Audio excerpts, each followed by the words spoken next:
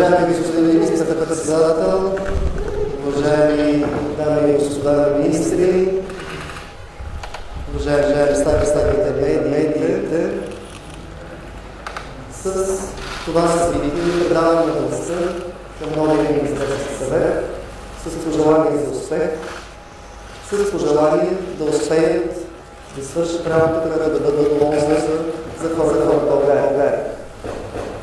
Това, което мога да ви уверя, е, че до последния ден нашето правителство направи всичко възможно, за да работи по управленската програма, да изпълни всички задачи, по които ни стигна времето, за да успеем да довършим и по този начин да ви осигурим спокойствие по отношение на плавния преход към следващия период.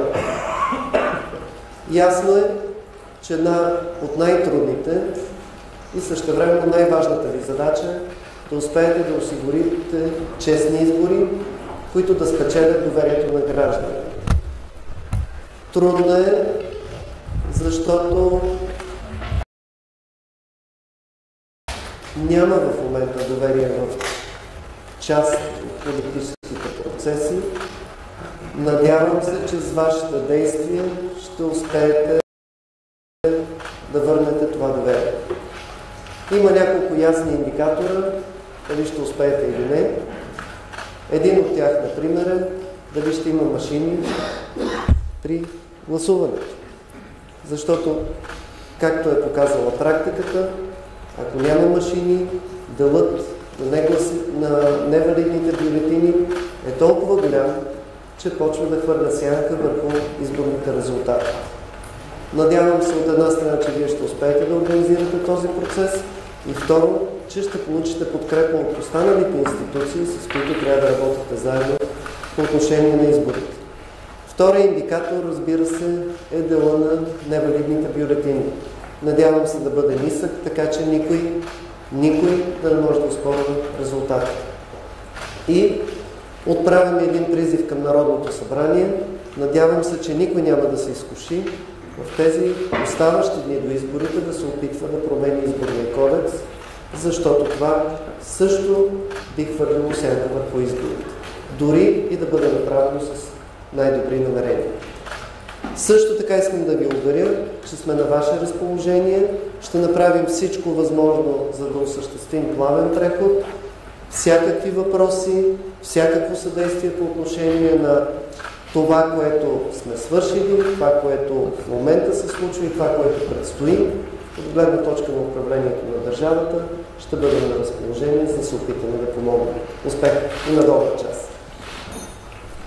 Благодаря ви, академик Денков. Уважаеми академик Денков, уважаеми господа министри, уважаеми колеги, днес е важен ден за всички нас, които от тук нататък поемем отговорност да водим страната на европейски път на развитие. Поемаме тази отговорност да пазим суверенитета на държавата, да работим за благоденствието на българските граждани и да изпълним нашата задача като служебен кабинет. Основната ни задача, а именно организирането на честни избори.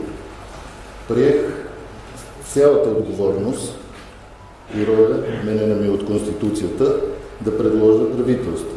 Имах своите колебания, размисли, притеснения, но всичко това оставя днес за тази врата, която прекрачих. Имам доверието на хората, които съм избрал. Аз също им гласувам доверие. И доказани експерти са професионалисти в своите области, в които заедно имаме нелеката задача да преведем страната ни през този период. Съзнавам ясно, че това е огромна отговорност, но съзнавам и сложността на прехода, което не оставя място за колебания. Ние трябва да бъдем гарант за стабилност. Не можем да допуснем страната да бъде въвлечена в конституционна криза, не може държавността да не бъде опазена и да бъде заложник на партийни амбиции и желания. Искам от сега да заявя, защото вече чувам всякакви коментари, няма да се подавам на провокация, няма да влизам в дребнотемия, няма да позволя да бъда въвлечен в предизборни страсти и в лични амбиции. С колегите ми ще бъдем фактор на стабилност в тази динамична обстановка. Няма да позволя разколебаване от общо очертаните ни цели, а при реализацията им ще следвам законите на републиката. Дълбоко осъзнавам думите от клетвата, която положихме в сградата на парламента. Обещавам да се ръководя в работата си от принципите законност, моралност и честност. Защото българските граждани имат нужда от доверие в българската държавност и управление. Българският народ трябва да види единение, трябва да осигури спокойствие и сигурност за българските граждани. А нашите външни партньори трябва да видят страна уверена, която продължава своята линия в европейското бъдеще. Трябва да бъдем гарант за провеждането на честни избори, спазвайки промените в Конституцията в режим на действащ парламент. Искам заедно с моя екип да работим за обединение, не за разединение, за решение на проблемите, а не за тяхното задълбочаване.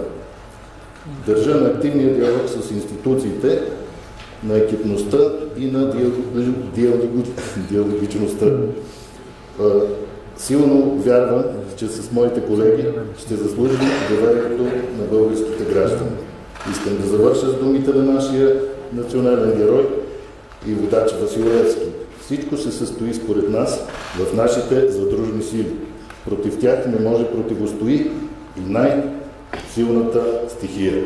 Благодаря ви за вниманието.